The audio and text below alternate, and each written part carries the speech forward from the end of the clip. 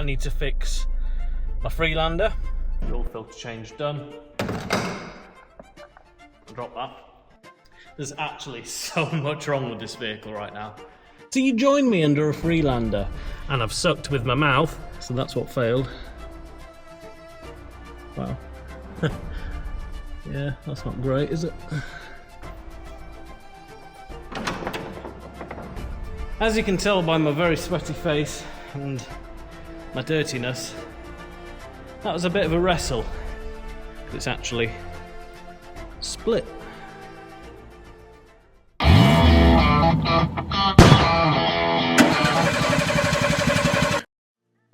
Right, today's job, or jobs, I need to fix my Freelander, replace the rear shock absorbers, springs, intercooler, and I've got a load of boost pipes to fit. I've also got some genuine filters, so I've got a fuel filter and an oil filter, so I'm going to do an oil change. That should be it. There's actually so much wrong with this vehicle right now.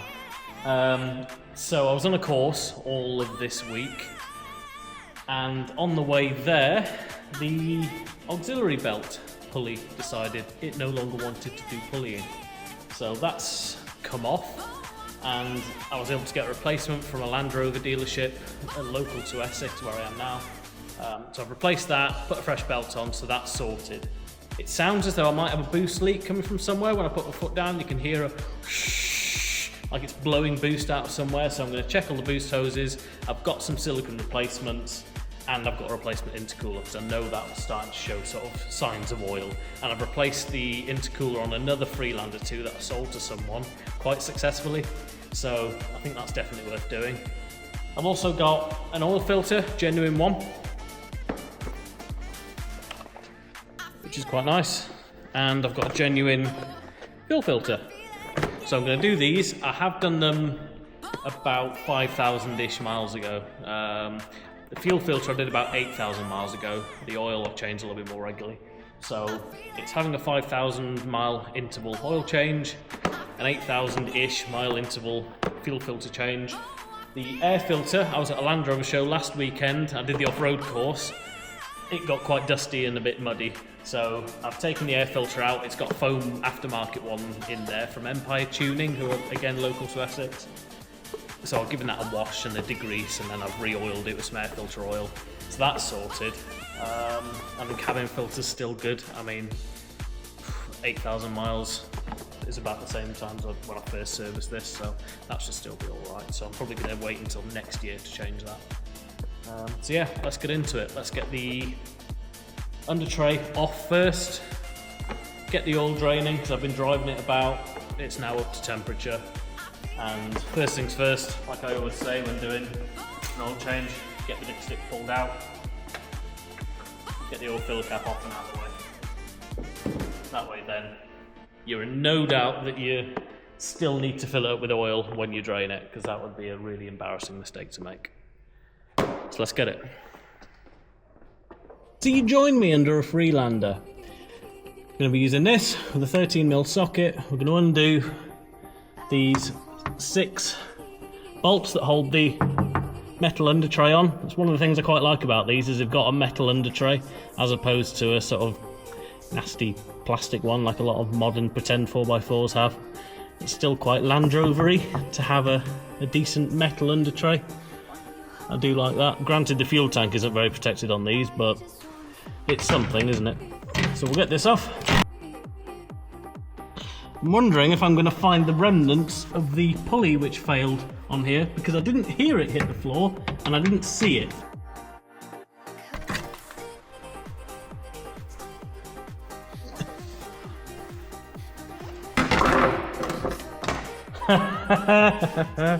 Yep. There's supposed to be a bearing in there. There isn't. So that's what failed. Wow. Yeah, that's not great, is it? I'm going to have a little bit of a nosy around, see if I can sort of spot anything obvious that might indicate a boost leak. At the moment, there isn't anything. Turbo looks alright. this link pipe that goes underneath. Again, looks alright.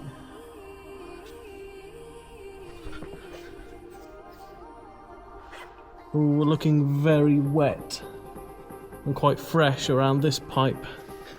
I don't know if you'll be able to see it. So see this pressure pipe here that goes to the intake from the intercooler? That looks quite fresh and wet, doesn't it? Everything else looks pretty dry. A little bit of moisture on this one, but that looks as though it's coming from the pipe which I'm replacing, so that's fine. The actual link pipe from the turbo looks alright, and these pipes are quite well known to fail due to oil contamination. Again, this one looks absolutely fine, so yeah, we'll get them replaced. But before the engine cools down anymore, let's get the oil draining.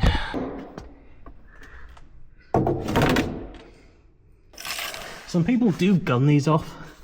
I personally don't like to. I'd much prefer to feel how it's coming undone.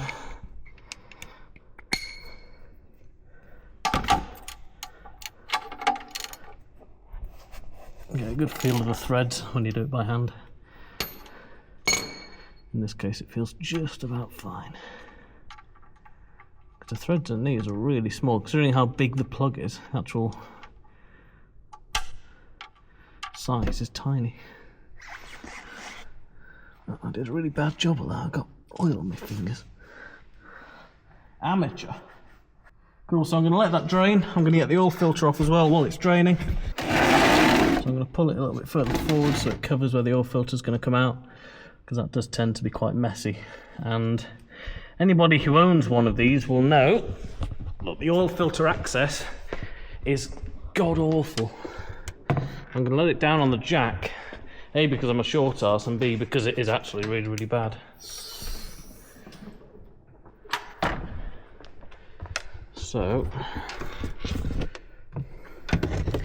the oil filter, you can't even see it from where I am now. It's right down sort of there.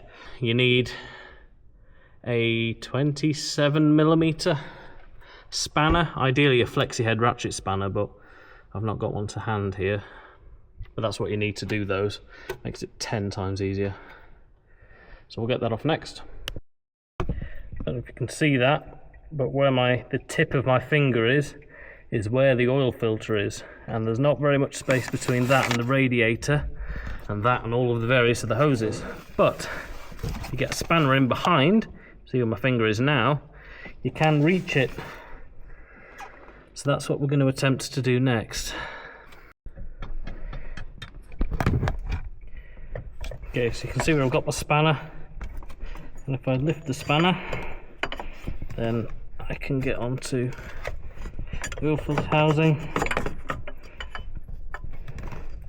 and start to unscrew it. I will say the best access I've ever had to it is when I replaced my air conditioning condenser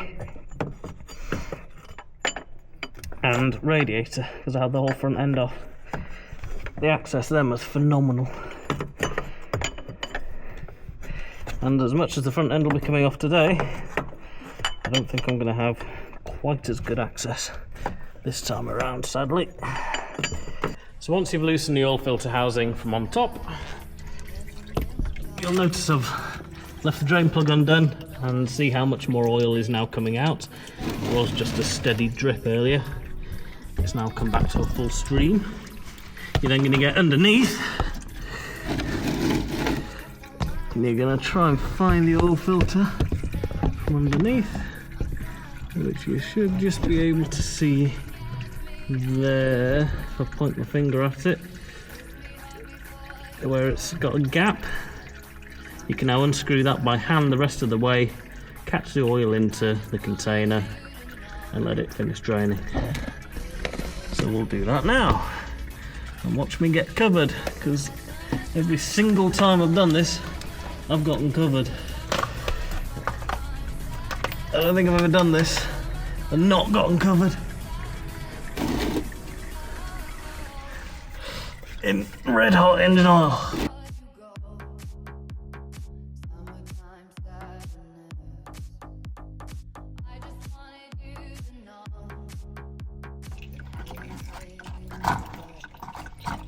Oh god. So you squeeze it past the boost pipe, and that's it. What a pain in the bum.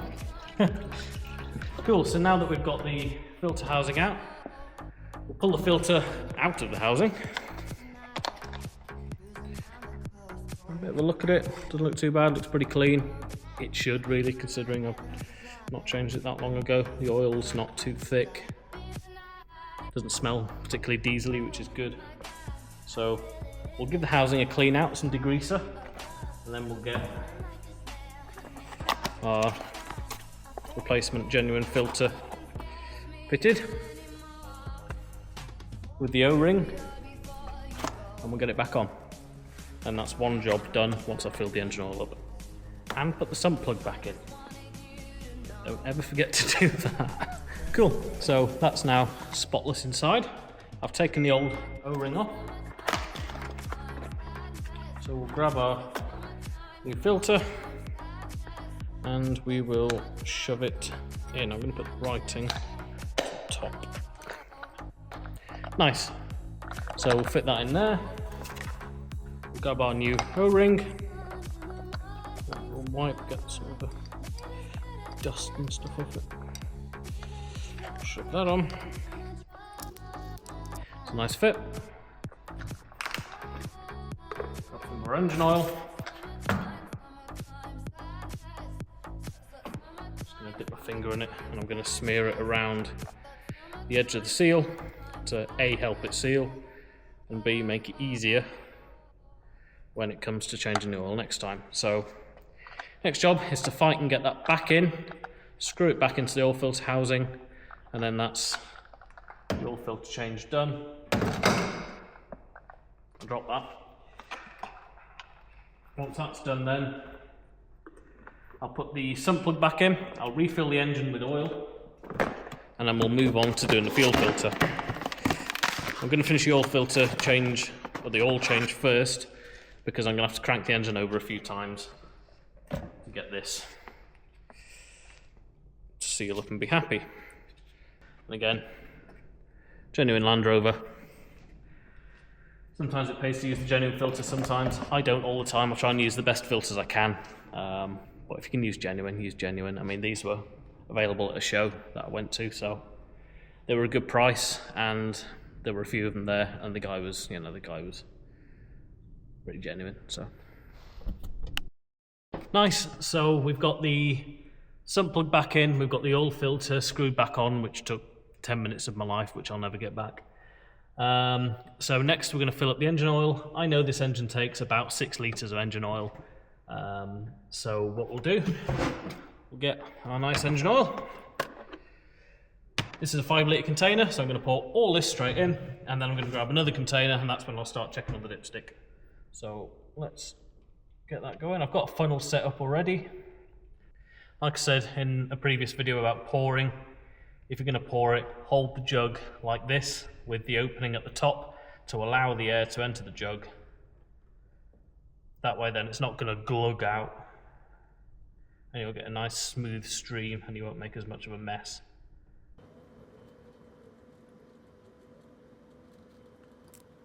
That's 5 litres in. Now I'm going to drop the dipstick. This is where I'll start to actually take a bit of a measurement once I've poured a chunk of this in.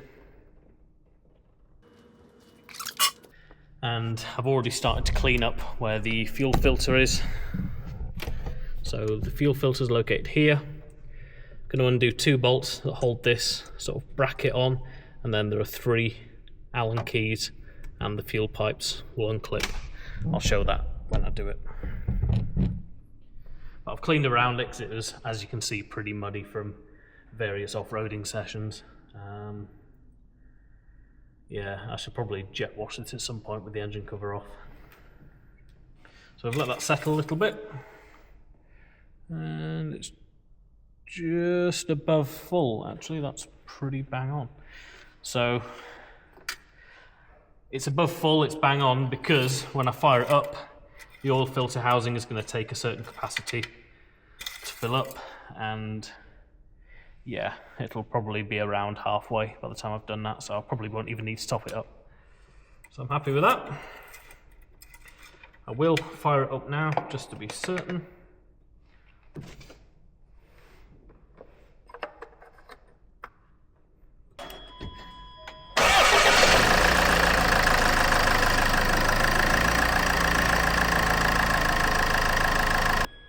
Cool, so I've ran that up, all the pressure light didn't come on or anything.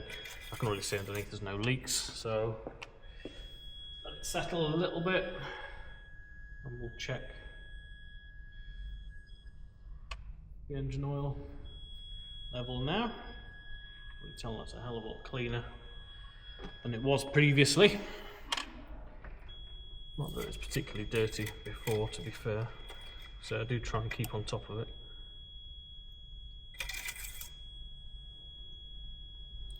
Yeah, it's about 3/4 of the way up the stick, so I'm happy with that. Fuel filter. Cool, so oil's all good, let's do the fuel.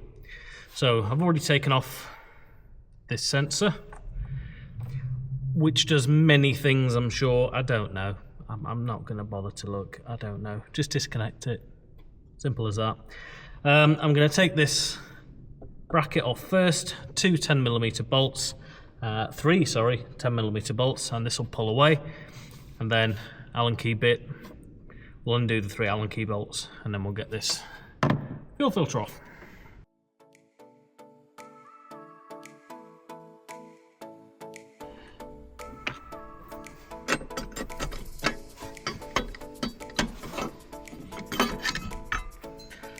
One heavy bracket. The 3 Allen bolts,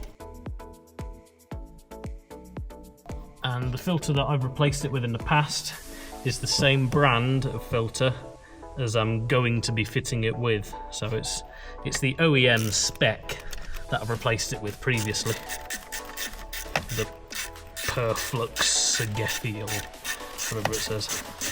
So next thing I'm going to do now that we've undone those, you can see it's loose, is we're going to get these pipes off. So this red one, just literally squeeze it, the 2 ends together. Same with the white one.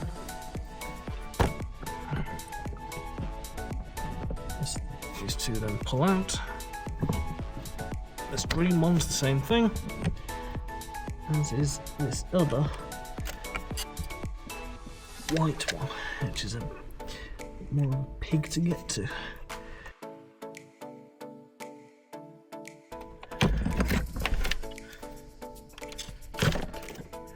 Cool. So what we're going to do is we're going to drain this filter out, and then I'm going to break it open and show you the filter inside, just so you can actually see what's inside this canister. Cool, so that's pretty much drained now. So we'll take it over to the vise and we'll see if we can break it open. Grab a cloth.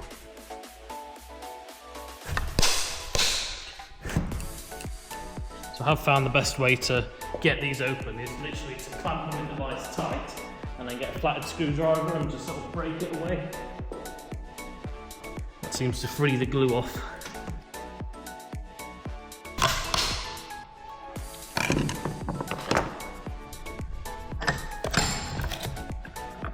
And then what you've got inside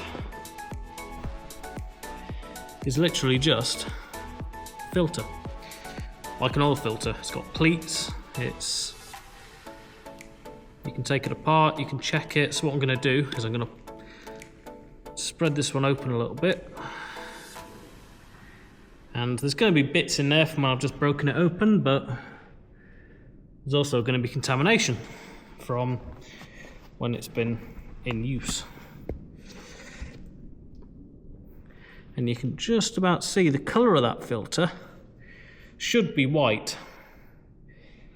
Now if I give the filter a wipe with this clean bit of cloth inside the pleats, see the colour of that?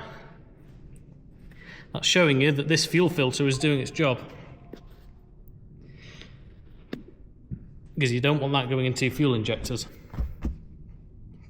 it wouldn't last very long. Cool, so I've got the new filter fitted, I've got the pipes pushed and clipped back in, and I've got the 3 bolts back in.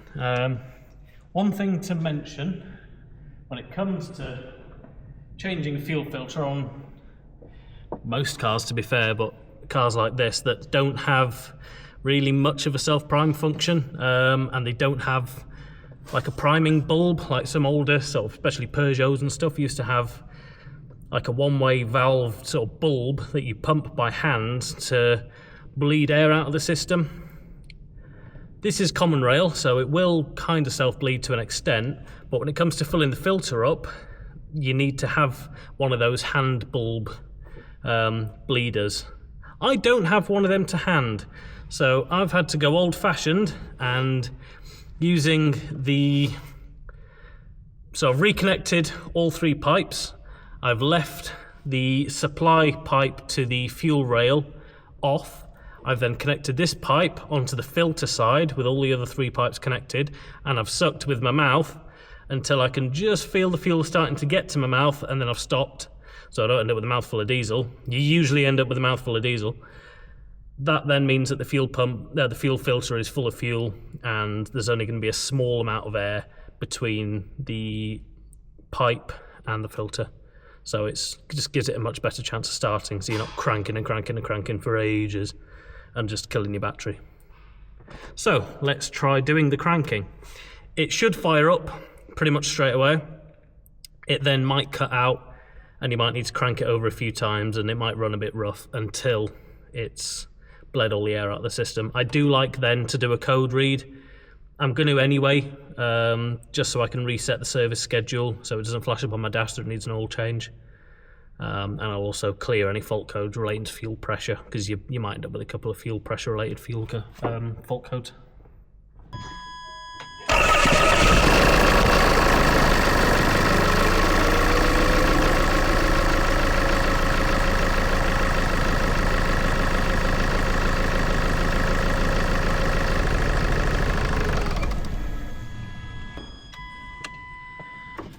And like you've heard then, if you use that method for bleeding the fuel system, you'll not have any dramas at all, and it'll just fire up and run. This one didn't have any dramas. The last time I did this, I didn't do a very good job of bleeding the air out of this point, so I let the pipe be disconnected for too long, so some of the fuel then went back into the tank, so there was a bit more of an air gap, so it took a bit longer to start. But that's it, the service is done. Now to start fixing things. If you found this incredibly informative but quite boring video entertaining, then please head on over and watch part 2, which will be released around the same time as this one. Thank you for watching. Please like and subscribe, and I promise there will be some more exciting videos coming soon. I just wanted to get this uploaded and out there because I spent quite a long time filming it, and there's plenty more bodging where that came from.